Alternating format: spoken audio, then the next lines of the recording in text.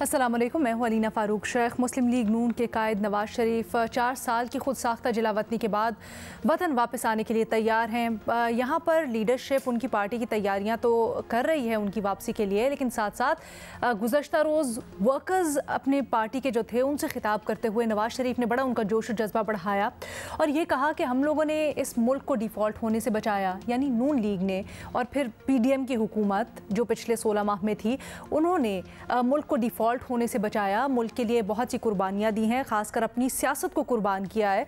तो इस नेक नियति का हमें सिला ये मिलेगा कि लिख कर ले लें, अगले इलेक्शंस में कामयाबी नून लीग की होगी। अभी बहुत बड़ा दावा है जो कर रहे हैं मुस्लिम लीग नून के कायद नवाज शरीफ साहब। इसकी वजूहात क्या हैं? क्योंकि बड़े इल्ज़ामात और कयास आराइयाँ भी हो रही हैं इस सिलसिले में, तो ये अपने तजियाकारों से ज़रा जानेंगे। लेकिन सिर्फ यही बात उन्होंने नहीं की, उन्होंने जो 2017 के बाद से सारा का सारा मामला हुआ जिसमें नून लीग की हुकूमत गई और ख़ासकर नवाज शरीफ को वज़ारत उज़्मा से हटाया गया और उसके बाद एक केस चला, फिर उन्होंने जेल भी काटी, फिर चले गए वो बाहर इलाज की गर्ज से। तो उस सारे खेल के पीछे उन्होंने कहा कि किरदार हैं मिलिट्री इस्टेब्लिशमेंट और जुडिशल इस्टेब्लिशमेंट के। उन्होंने नाम लिए कि साबिक आर्मी चीफ जनरल बाजवा, साबिक DGI फैज़ हमीद, आसिफ सईद खोसा और साकिब निसार। उन्होंने कहा कि मुजरिम है इस कौम के, क्योंकि उन्होंने इस कौम जो तरक्की की तरफ चल रही थी उसको डिट्रैक किया और ये जुल्म होगा बड़ा इस कौम के साथ कि अगर उनको कटहरे में नहीं लाएंगे या फिर उनका हिसाब या एहतसाब नहीं होगा। इस सिलसिले में भी अपने तजियाकारों से राय जानेंगे। बट ये जो दावा करी है नून लीग कि इलेक्शंस में वोट तो हमें ही मिलेंगे, जीत तो हमारी होगी बिकॉज हमने बड़ी कुर्बानी दी है, क्या ये दावा दुरुस्त है? बुनियादी सवाल ज़रा ये है हमारा, इससे स्टार्ट करते हैं। हमें ज्वाइन करें इरशाद भट्टी साहब, एजाज सैयद साहब, सलीम साफ़ी साहब और रीमा उमर साहब अभी टेलीफोन लाइन पर हमारे साथ मौजूद हैं। भट्टी साहब, खुशी आपको बहुत है, लेकिन सर ये जो दावा कर रहे हैं नवाज शरीफ साहब कि जीत इस दफ़ा उनकी ही होगी क्योंकि कुर्बानी उन्होंने और उनकी पार्टी ने बहुत बड़ी दी है, कैसे देखते हैं इसको आप? मरहबा या कायदी, मरहबा या महबूबी, मरहबा या कायदी, मरहबा या महबूबी। मेरे महबूब कायद तशरीफ़ ला रहे हैं। रिस्क फ्री वापसी है, रिस्क ज़ीरो हो चुका है। बकौल लीगी सियासतदान गारंटी मिल चुकी है। आज़म नज़ीर तारड़ 9 घंटे की ब्रीफिंग दे चुके हैं। वापसी पर रिलीफ मिलेगा ये यकीनी है और खुशहाली आ रही है। बकौल मरियम नवाज़ साहिबा, नवाज शरीफ नहीं आ रहे, नौजवानों की जंग लड़ने आ रहे हैं, पाकिस्तान को फिर से एशियन टाइगर बनाने आ रहे हैं। अब पहले 2-4 जुमले तैयारियों पर कि इमरान खान के मीनारे पाकिस्तान के जलसे से बड़ा जलसा हदफ है मेरे महबूब कायद का। 1 लाख सिर्फ कुर्सियां लगेंगी, पोस्टरों बैनरों पर सिर्फ मेरे महबूब कायद की तस्वीर होगी, ना मरियम साहिबा की होगी, ना शहबाज शरीफ साहब की होगी। यूथ पर ख़ास फोकस है क्योंकि यूथ तब्दीली के साथ भटक गई थी, उनको वापस घर लाना है।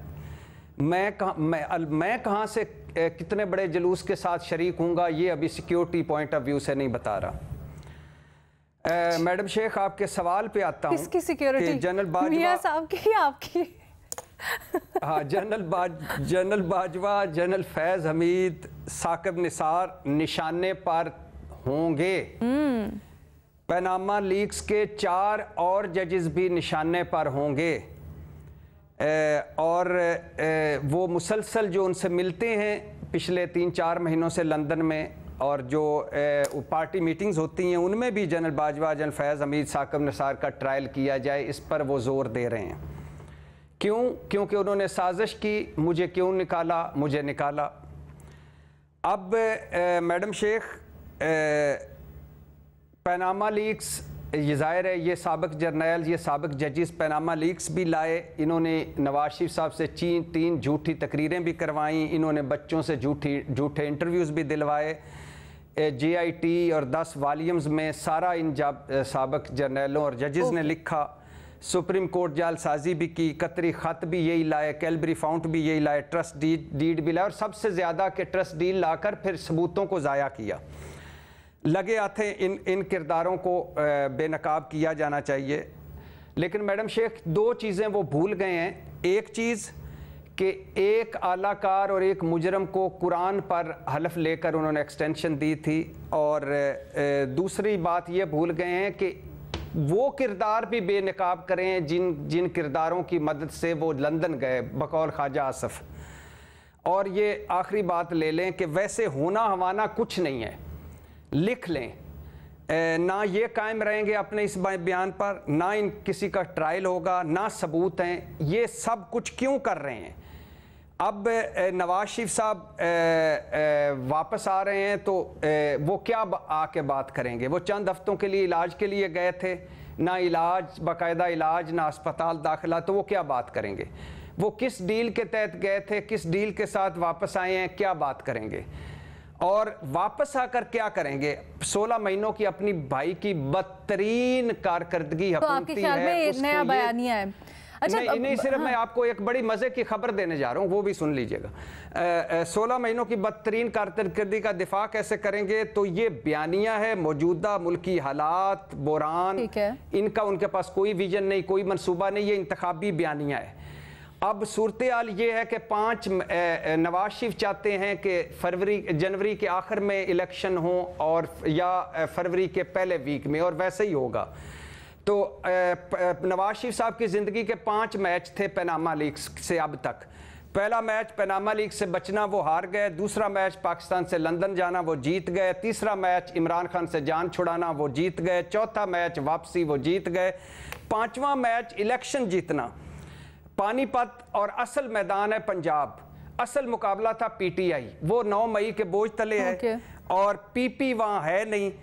जो हालात हैं, जो सूरत हाल है, 5वें मैच में वो फेवरेट तरीन है, और फेवरेट तीन ऐसे हैं कि बिलावल लेवल प्लेइंग फील्ड मेरे महबूब कायद से मांग रहे हैं, वापसी मेरे महबूब कायद की हो रही है, निगरान वज़ीर आला पंजाब मेरे महबूब कायद का है, 4 वफाकी वज़ीर मरकज़ में मेरे महबूब कायद के हैं। तो वो फेवरेट हैं, वो किसी हद तक बात ठीक कर रहे हैं। अच्छा, लेकिन मुझे ये बताएं, आप ये कह रहे हैं तय है रिलीफ उनको मिलेगा वापसी पे, माफिया उनको मिल गई हैं, जो उनका सारा का सारा माहौल है इलेक्शन से मुतल्लिक, आपने कहा वो चाहते हैं जनवरी में हो, वैसा ही हो जाएगा। तो ये जो माफिया और इलेक्शंस देने वाले, इनका शुक्रिया नहीं अदा करेंगे आप? ना, मैं शुक्रिया अदा करना चाहूँगा मुस्लिम लीगियों का, राना साहब का, जिन्होंने बताया कि रिस्क फिर ज़ीरो हो गया है। मैं शुक्रिया अदा करना चाहूँगा मुस्लिम लीगियों का, जिन्होंने बताया कि गारंटी मिल चुकी है। तो वो तो बता रहे हैं ना गारंटी मिल चुकी, जहाँ से गारंटी मिल चुकी है उनका शुक्रिया नहीं अदा करेंगे आप? ना मैडम शेख, मैं क्यों करूँ शुक्रिया अदा, मैं तो अपने महबूब कायद की तैयारियों में, मुझे फुर्सत ही कोई नहीं है। ठीक है, साफी साहब, भट्टी साहब तो नहीं कर रहे शुक्रिया अदा, आप करेंगे?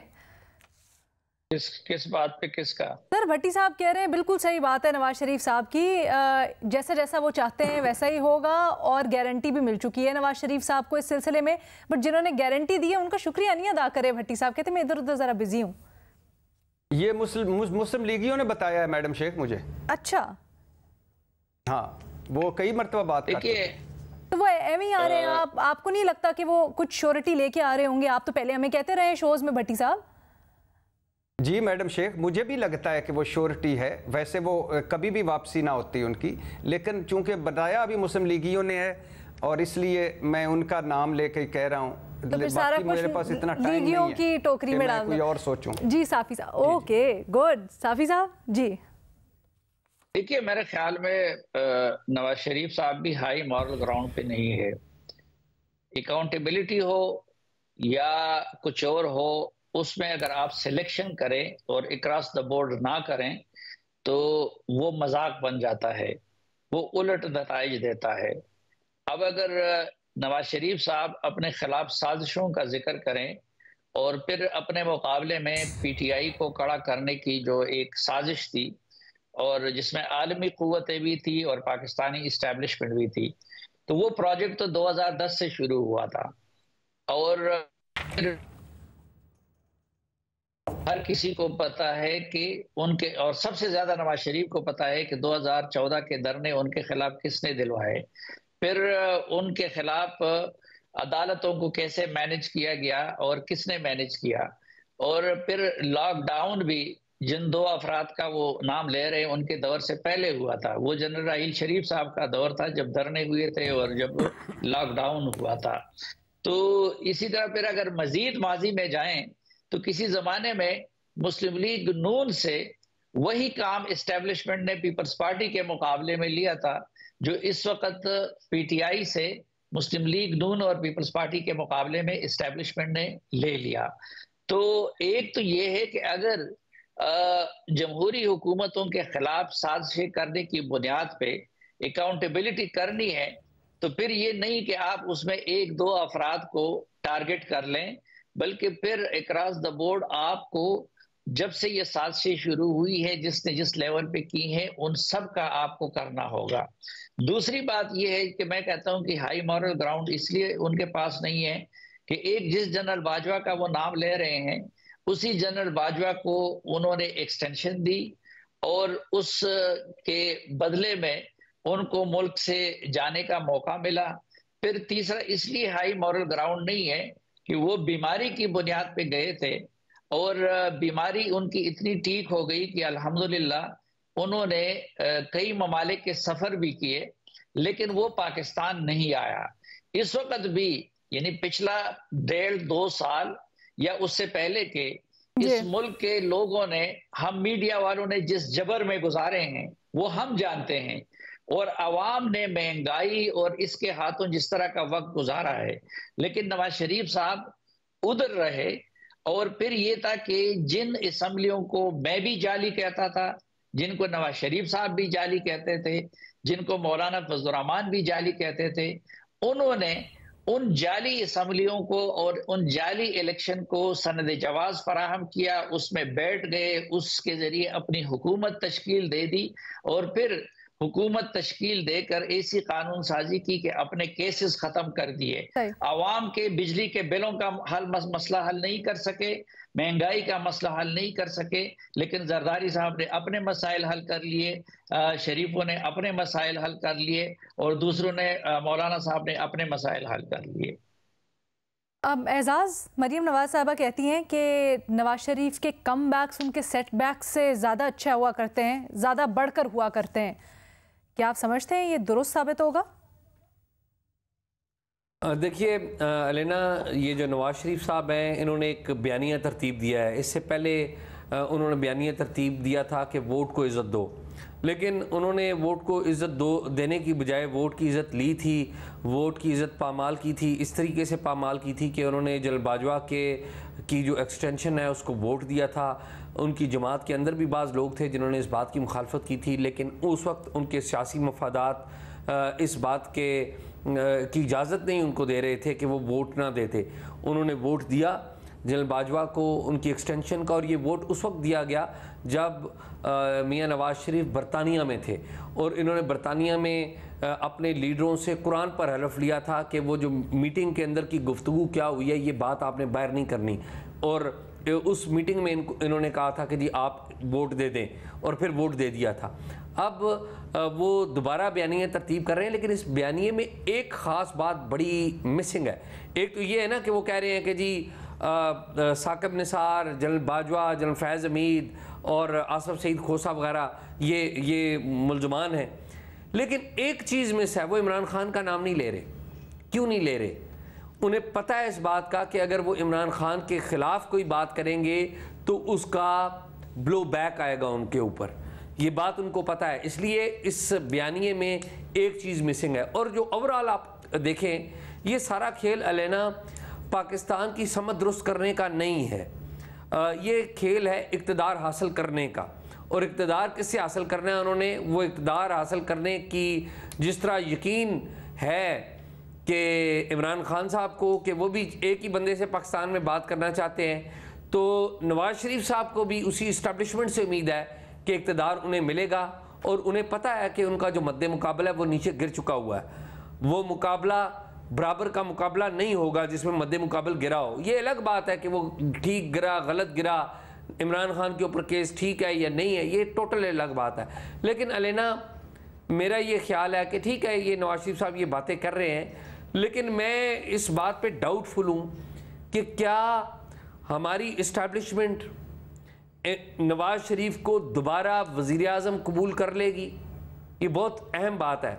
इसलिए अहम बात है कि नवाज शरीफ साहब जब आए थे आखिरी दफ़ा इक़्तिदार में, तो उनके जाने की बहुत सारी 3-4 वजूहात में से एक वजह यह भी थी कि सुप्रीम कोर्ट के कहने पे ही सही नवाज शरीफ साहब ने जनरल मुशर्रफ का ट्रायल शुरू किया था, और फिर बाद में नवाज शरीफ साहब ने और उनके उस वक्त के वज़ीर दाखिला चौधरी निसार अली खान ने पसे चिलमन मुलाकातें करके जो थे उस वक्त के परवेज़ मुशर्रफ जो कि मुल्ज़म थे, तो इन्होंने एक डील के तहत जिसमें अदलिया के कुछ एलिमेंट्स भी शामिल थे, इस्टेब्लिशमेंट भी शामिल थी, उनको मुशर्रफ साहब को बाहर जाने दिया था। तो पहली बात तो यह है कि इनका जो फोकस है वो इस वक्त लोगों को अट्रैक्ट करने का है और इक़्तिदार हासिल करने का है। ये जो बयानिया बनाया गया है ये इक़्तिदार हासिल करने के लिए बनाया गया है। इसमें एक जो शख्स है वो जनरल बाजवा है, जिनके खिलाफ इमरान खान भी बात कर रहे हैं और जिनके खिलाफ नवाज शरीफ भी बात कर रहे हैं। फैज़ हमीद के खिलाफ नवाज शरीफ बात कर रहे हैं और इमरान खान बात नहीं कर रहे, क्योंकि इमरान खान समझते हैं कि फ़िलहाल उनके खिलाफ बात नहीं की जानी चाहिए। तो इशू ये है, बदकिस्मती ये है कि नवाज शरीफ साहब वक्त गुजर चुका है, वो शायद अपनी उम्र के आखिरी हिस्से में है, अल्लाह उन्हें खैरियत से रखे।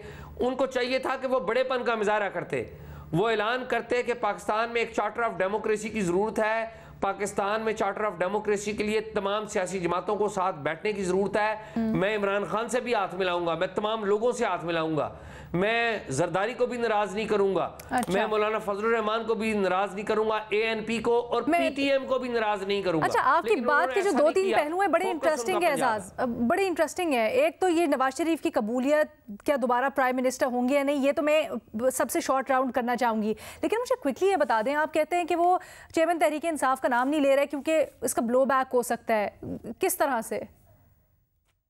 देखिए इस वक्त ग्राउंड के ऊपर क्या है सूरत हाल, ग्राउंड के ऊपर सूरत हाल ये है कि जो 16 माह की हुकूमत थी शहबाज शरीफ साहब की, उसकी वजह से इमरान खान साहब के पुराने मुआहदे जो उन्होंने IMF से किए थे उन्हीं की कंटिन्यूटी में ये महंगाई का एक जिन है जिसकी जिम्मेदारी आयद हो रही है शहबाज शरीफ के ऊपर सबसे पहले, फिर इसहाक डार साहब के ऊपर जिम्मेदारी लोग आयद कर रहे हैं, और उससे पीछे चले जाएं तो वो जिम्मेदारी जनाब इमरान खान और उनके वजीर खजाना शौकत अजीज के ऊपर थी। तो सबसे पॉपुलर इस वक्त ग्राउंड के ऊपर देखें तो वो PTI है। क्या वो इलेक्शन लड़ेगी, क्या उसके कैंडिडेट सिलेक्शन लड़ेंगे, क्या ये एक अलग बात है। नहीं, बट PTI के जो हामी हैं, आपको क्या लगता है कि वो वोट मुस्लिम लीग नून को जा सकता है? वो तो ऐसा नजर आता है कि किसी भी हालत में, तो फिर ब्लो बैक कैसे होगा? तो फिर अगर वो इमरान खान को तनकीद का निशाना बनाते हैं तो ब्लो बैक कैसे होगा एजाज?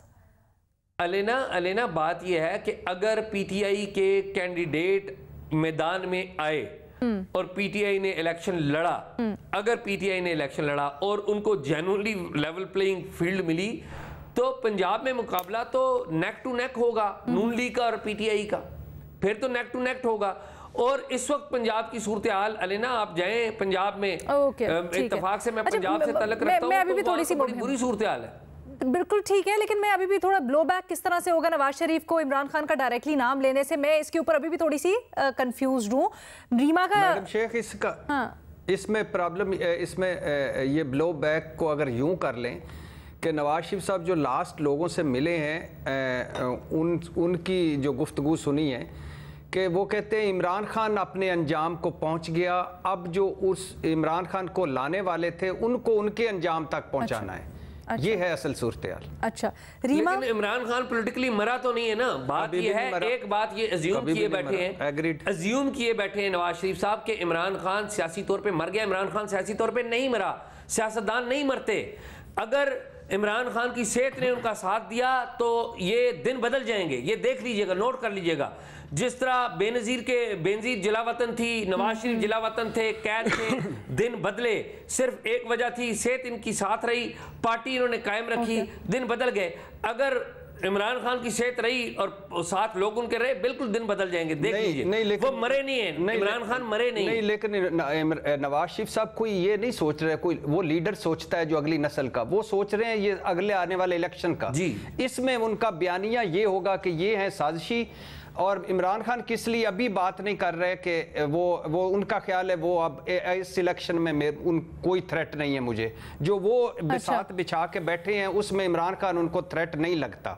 ये एक अलहदा बात है कि ग्राउंड पे उनको लग पता जाएगा जिस दिन उनके उम्मीदवार खड़े होंगे। इलेक्शन की हद तक उनको थ्रेट नहीं है, लेकिन बयानिए की हद तक उनको ब्लो बैक इस तरीके से करेगा कि लोगों में उनके खिलाफ जो नफरत है वो और बढ़ेगी, क्योंकि इस वक्त एक पॉलिटिकल लीडर वो अच्छा था या बुरा था, नहीं करना चाह रहे उधर, उसके बारे में अगर उसके बारे में बात करेंगे तो लोग नफरत करेंगे। आपको याद हो ये बड़ी तकलीफ दे, मैं वाकया बताने लगा हूँ, बड़ी तकलीफ दे और गलत वाकया है। आपको याद हो नवाज शरीफ साहब लाहौर में जलसे में थे तो इनके ऊपर अटैक किया गया था और बड़ा बुरा अटैक किया गया था। ये इमरान खान साहब ने ऐसी मिसालें कायम की हुई हैं और बड़ी तकलीफ दे मिसालें कायम की हैं जो इमरान खान साहब के ऊपर भी लगी है और बाकी सियासतदानों के ऊपर भी ये आई हैं। तो ये उस तरह के वाकयात जो हैं अल्लाह ना करे वो खैरियत से रहें, उनकी इज्जत कायम रहे तमाम लीडरों की, नवाज शरीफ साहब की। नवाज शरीफ साहब मौजूदा लीडर्स जितने भी हैं उनमें सबसे सीनियर लीडर हैं, सबसे तजर्बाकार है इस रीजन के, खाली पाकिस्तान के नहीं, इज्जत सबकी रहे। लेकिन नवाज शरीफ साहब को बड़ी सोच अपनानी चाहिए थी, उन्होंने बड़ी सोच नहीं, छोटी सोच और छोटा सिर्फ इलेक्शन और इक़्तिदार उनका मकसद है और कुछ नहीं। अच्छा, हमारे पैनल के ऊपर इख्तिलाफ राय पाया जा रहा है, एक छोटी सी ब्रेक मैंने लेनी है, उसके बाद वापस आते हैं, रीमा उमर साहबा की राय शामिल करेंगे, मजीद भी इसके ऊपर बात करेंगे और हमारा एक और अहम इशू भी।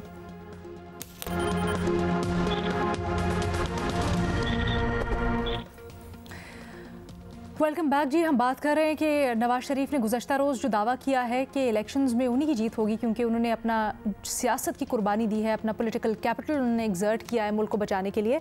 अपने तज्जियाकारों की इसके ऊपर राय जान रहे रीमा। दो तीन बातें हैं मेरा ख्याल है जो अहम हैं। पहली, जो नवाज शरीफ साहब कहते हैं कि नून लीग ने जो पॉलिटिकल कैपिटल लूज किया है वो इसलिए क्योंकि उन्होंने मुल्क को डिफॉल्ट से बचाया और उन्होंने बहुत मुश्किल मुआशी फैसले किए। मेरा नहीं ख्याल ये दुरुस्त है, ये इनकम्प्लीट बात है, हाफ ट्रूथ है एट मोस्ट। उनको इसको भी शायद सोचना चाहिए इसके ऊपर कि जब आप डील विद द डेविल करते हैं फिर बहुत सी चीजें हैं जो आपको करनी पड़ती हैं जो इन द लॉन्ग रन आपका पॉलिटिकल कैपिटल लूज करवाती हैं। इसमें आप ऐड कर लें ऑफिशियल सीक्रेट्स एक्ट और आर्मी एक्ट में जो अमेंडमेंट्स थी, जो सिविलियंस के मिलिट्री ट्रायल्स पे बहुत बढ़ चढ़ के हमारे लॉ मिनिस्टर ने उसको जस्टिफाई किया। इसके अलावा एस्टैब्लिशमेंट के खेल खेलते रहे, स्पेस कंसीड करते रहे और उसको ओन भी करते रहे। ये सब चीजें भी हैं जिसकी वजह से उन्होंने पॉलिटिकल कैपिटल जो है उसको लूज किया है। तो मेरा ख्याल है ये एक इम्पॉर्टेंट चीज है जिसको हमें नजर में रखना चाहिए। दूसरी चीज ये कि अगर उन्होंने एहतसाब करना होता या अकाउंटेबिलिटी करनी होती तो 1.5 साल तो उन्हीं की हुकूमत थी, प्राइम मिनिस्टर भी उनके थे, बहुत ज्यादा मेन जो आपकी मिनिस्ट्रीज हैं वो भी उनकी थी। तो हमने तो अकाउंटेबिलिटी की तरफ कोई कदम भी नहीं देखा कि उस डायरेक्शन की तरफ बढ़ा हो, ना जजेस के खिलाफ ना बाकियों के खिलाफ जिन्होंने वो पूरी पॉलिटिकल इंजीनियरिंग जो है उसके वो पीछे थे। तो शायद ऐसा ही लगता है कि उन्होंने मुशर्रफ साहब के ट्रीजन ट्रायल से सबक सीखा है और अब वो इस तरफ ना जाएं। मुझे नहीं मालूम कि आगे क्या होता है, लेकिन अभी तक तो कोई इंडिकेशन नहीं है कि वो लीगल अकाउंटेबिलिटी की तरफ जाएंगे उन किरदारों की जो उस पॉलिटिकल इंजीनियरिंग के पीछे थे। और मैं उसको बिल्कुल डाउन प्ले नहीं करना चाहूंगी, वो बहुत ही खौफनाक सूरत हाल इस मुल्क में, चाहे वो सुप्रीम कोर्ट की और उसके पीछे जो एस्टैब्लिशमेंट के खेल थे, हमें भुलाने नहीं चाहिए, बहुत अहम है, हम उसको याद रखें और याद करते चले जाएं। लेकिन आखिरी बात अलीना, अगर ये अकाउंटेबिलिटी लीगल नहीं हो सकती तो अब नवाज शरीफ ने क्या करना है? मुझे नहीं मालूम वो फिर से प्राइम मिनिस्टर बनेंगे कि नहीं, इलेक्शन इस मुल्क में होंगे कि नहीं, फेयर होंगे, फ्री होंगे या नहीं, लेकिन नवाज शरीफ जैसे भी हैं वो एक नेशनल लीडर आप उन्हें कह सकते हैं। एटलीस्ट जब वो गए थे तो इसी तरह वो परसीव होते थे। अब वो वापस आएंगे तो देखते हैं किस तरह उनकी रिसेप्शन होती है। लेकिन वो एक पॉलिटिकल लीडर तो हैं, तो वो एक जो टोन होती है एक पॉलिटिकल नैरेटिव की, वो सेट करेंगे, चाहे वो प्राइम मिनिस्टर बने या ना बने। तो उसमें अब उनके पास चॉइस होगी कि ये जो हम एक टॉक्सिक, पॉइजनस, जहरीला नैरेटिव कई साल से देख रहे हैं, वो उसी को मजीद उसमें इजाफा करेंगे, उसी पे खेलेंगे, या वो कोई एक मुख्तलिफ चीज अपनाएंगे। जैसे हमने देखा यूएस में जब प्रेसिडेंट बाइडेन इलेक्ट हुए तो उन्होंने कहा मैं हर अमेरिकी शहरी का प्रेसिडेंट हूँगा, चाहे पॉलिटिकल एफिलिएशन जो भी हो। ब्राजील में जब हमने लूला डी सिल्वा बने वहाँ पे प्रेसिडेंट, तो उन्होंने भी ये कहा कि मैं पॉलिटिकल पोलराइजेशन को खत्म करने की कोशिश करूंगा। तो ये जो नैरेटिव था, जो ऑब्जेक्टिव्स थे, ये मुख्तलिफ थे, क्योंकि उन दो कॉन्टेक्स्ट में भी पाकिस्तान की तरह बहुत ज्यादा पॉलिटिकल पोलराइजेशन और जो टॉक्सिसिटी है ये बहुत ज्यादा बढ़ी हुई तो क्या वो ये जो टेम्परेचर्स हैं, ये नफरतें हैं, इनको कम कर सकेंगे? क्या वो बाकी पॉलिटिकल लीडरशिप की तरफ कदम बढ़ा के उनसे कोई डायलॉग इनिशिएट कर सकेंगे? Charter of democracy 2.0, charter of economy, इन सब चीज़ों की बात ये बड़ी अहम बात है, क्योंकि हम हमेशा जब भी डिबेट करते हैं इन चीज़ों के ऊपर तो आके यहाँ पे डिबेट रुकती है कि अगर एक तरफ हम देखते हैं एक पॉपुलिस्ट बयानिया है या पॉपुलिस्ट नारा लगाया जा रहा है, एक जमात है, तो उसके मुकाबले में जो बाकी सियासी जमातें हैं उनका नैरेटिव क्या है, वो आवाम को क्या दे रही हैं, क्या वो जो ऑफ़र कर रही हैं वो वाकई उनके जज्बात से हमआहंग भी है या नहीं है। एजाज, जाते जाते ये ज़रूर बताइएगा, अभी बात हो रही थी यूनिटी की, अगर नवाज शरीफ से मुताल्लिक ये तासुर रहा है माजी में कि वो एक स्टेट्समैन हैं, वो एक नेशनल लेवल के लीडर हैं, लेकिन उनकी मुखालिफ जमात पीपल्स पार्टी तक संगीन इल्ज़ामात लगा रही है उनके ऊपर, और आज बिलावल साहब ने तो कैटेगोरिकली नाम ले लिया है। ये कहते हैं कि लेवल प्लेइंग फील्ड की जो शिकायत है वो जरदारी साहब देख रहे हैं और हल उसका निकालेंगे। इस तनाजुर में ज़रा बताइएगा कैसे देखते हैं आप आगे, और जरदारी साहब कैसे हल निकाल सकते हैं इस चीज़ का? देखिए, बिलावल जो हैं वो एक नैरेटिव ये बिल्ड करने की कोशिश कर रहे हैं कि दरअसल उनको पंजाब में आने नहीं दिया जा रहा, पंजाब में वो अपना फ्यूचर नहीं देख रहे, और बिलावल ये समझते हैं कि पीपल्स पार्टी को पंजाब में बड़ी मुश्किलात का सामना है, और वो इसकी जिम्मेदारी इस्टेब्लिशमेंट का नाम तो वो नहीं लेते, ना ही वो खुल के बोलते हैं, वो दबे लफ्ज़ों में इशारतन बात करते हैं, और वो एक्चुअली कह रहे हैं कि ये जो शरीफ फैमिली है, ये शरीफ ख़ानदान है, वो उन्हें पंजाब में नहीं जाने देता। आगे जो बाप पार्टी आपको पता है वो शामिल हो रही थी पाकिस्तान पीपल्स पार्टी में, और वो एट द 11th आवर उन्होंने नून लीग में शामिल होने का फैसला कर लिया। तो उस वक्त भी पीपल्स पार्टी से ये वाज़ेह आई कि ये इसमें इस्टेब्लिशमेंट का कोई रोल नहीं है, इसमें तो नून लीग का रोल है। तो असल में वो जो इस्टेब्लिशमेंट है उसको चैलेंज नहीं कर रहे, शरीफ खानदान को चैलेंज कर रहे हैं, और शरीफ खानदान इस्टेब्लिशमेंट से मिला हुआ है, ये एक अलग इशू है, ये एक अलग इशू है।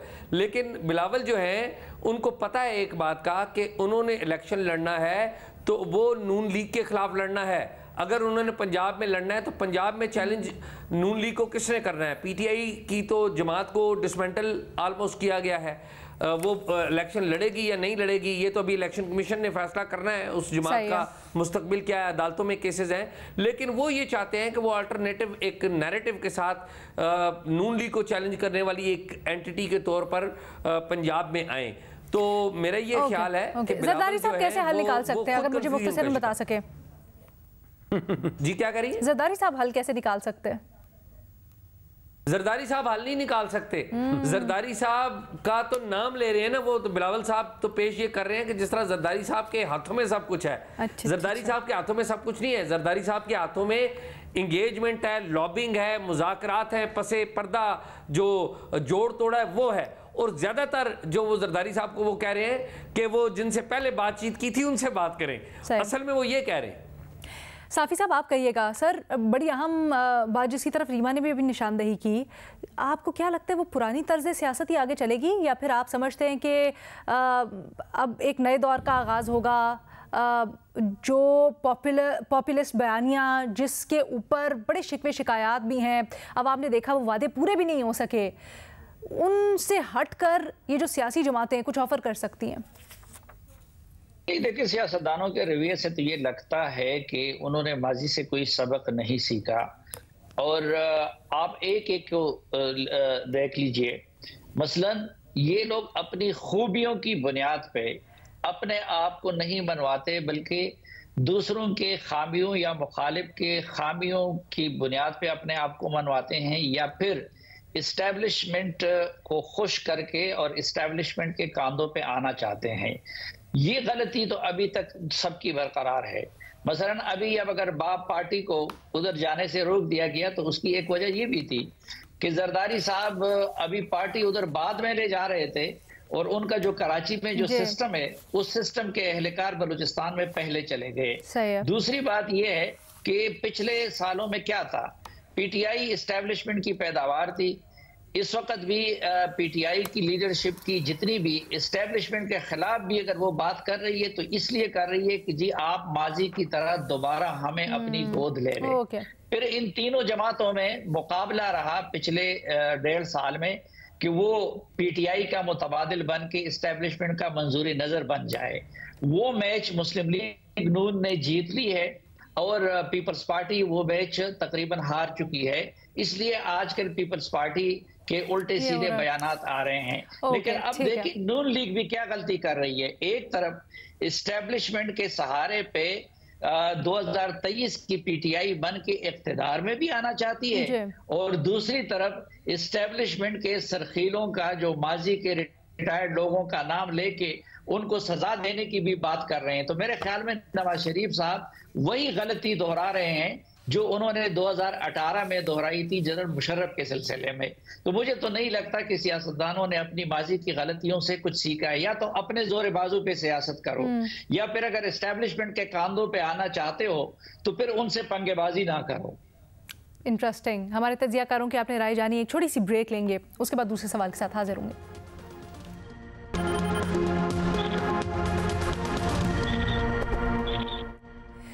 Review of orders and judgments act, आपको याद होगा सुप्रीम कोर्ट ने इसको कलअदम करार दिया था। पार्लियामेंट ने कानून बनाया था कि सो मोटो के जितने भी सुप्रीम कोर्ट के फैसले वाले केसेस हैं उनको अपील का इख्तियार हासिल होगा। सुप्रीम कोर्ट ऑफ पाकिस्तान के 3 रुकनी बेंच ने इस कानून को कलअदम करार दिया था, ये कहकर कि इख्तियारात से तजावुज़ किया जा रहा है, सादा कानून साजी से ये हो नहीं सकता। अब निगरान हुकूमत ने इसके खिलाफ अपील दायर की है सुप्रीम कोर्ट ऑफ पाकिस्तान में। अपने तज्जियाकारों से यही जानेंगे कि इस अपील का नतीजा क्या निकल सकता है, और सियासी तौर पर भी क्योंकि इसका एक इम्पैक्ट है तो उसको भी डिस्कस करेंगे। रीमा, क्योंकि वक्त हमारे पास बड़ा कम है तो मैं चाहूँगी सबसे पहले आप ज़रा कानूनी नुक्ता हमें बता दें कि इसके प्रोस्पेक्ट्स आप क्या देखती हैं।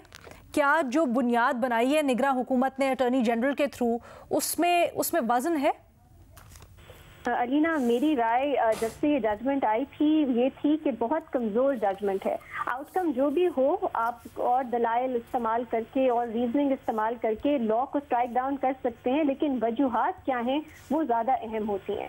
इसमें 2-3 बहुत बुनियादी मसाइल थे जो सुप्रीम कोर्ट की जजमेंट थी। पहली ये कि सुप्रीम कोर्ट ने एक्नॉलेज ही नहीं किया कि जो 184(3) की जुरिस्डिक्शन है उसके लिए कोई रेमेडी अवेलेबल नहीं है, और ये कई सालों से हम देख रहे हैं। आप पॉलिटिकल केसेस छोड़ दें, आपके इकोनॉमी से रिलेटेड या प्राइसेस जो सुप्रीम कोर्ट सेट करती थी, या अभी भी हम इतनी ज्यादा बात करें जो इंटरफेरेंस मुल्क के और पॉलिटिकल और दीगर मामलात में सुप्रीम कोर्ट करती थी, उसमें जो अग्रीड पार्टीज थी कभी कभी तो वो पार्टी ही नहीं होती थी 184(3) की जो प्रोसीडिंग्स थी उसमें।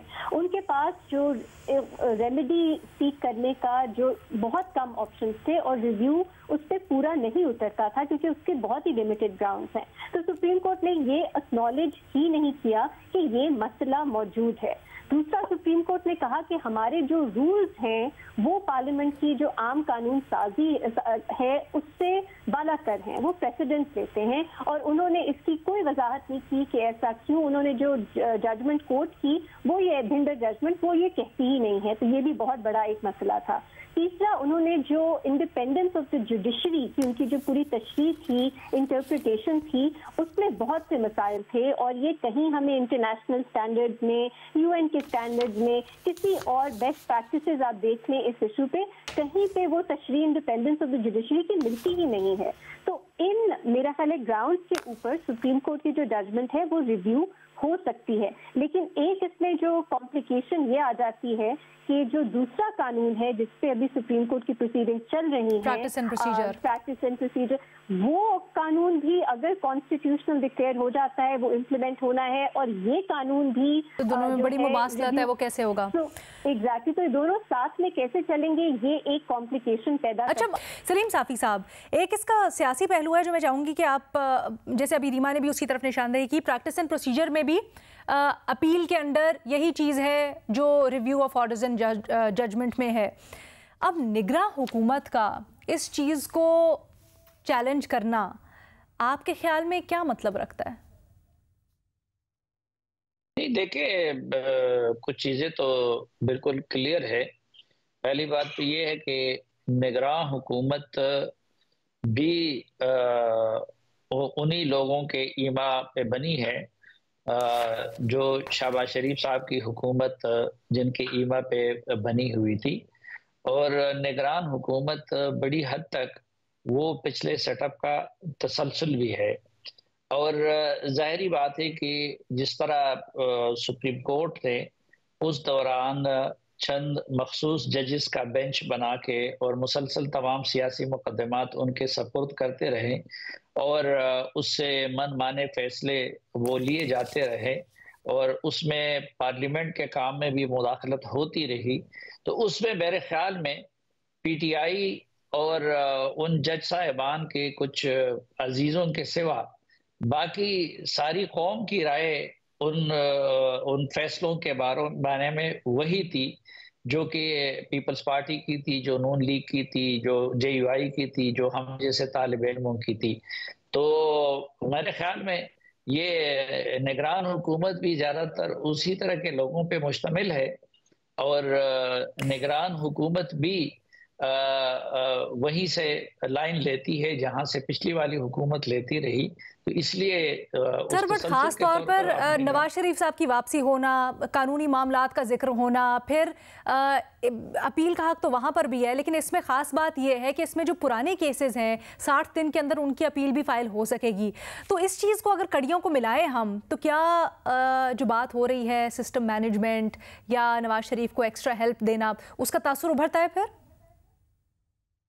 नहीं, देखें, मौजूदा एस्टेब्लिशमेंट समझती है और इस पे बिलीव करती है कि 2018 में उनके पेशरों ने बड़ी ज्यादती की है, नून लीग के साथ भी की है, मुल्क के साथ भी की है, अच्छा। अपने इदारे के साथ भी की है, और वो उसकी तलाफी की कोशिश कर रही है। तो जाहिर बात है कि उसमें सबसे ज्यादा नून लीग सफर हुई थी, तो अब सिला भी ज्यादा नून लीग को दिया जाएगा।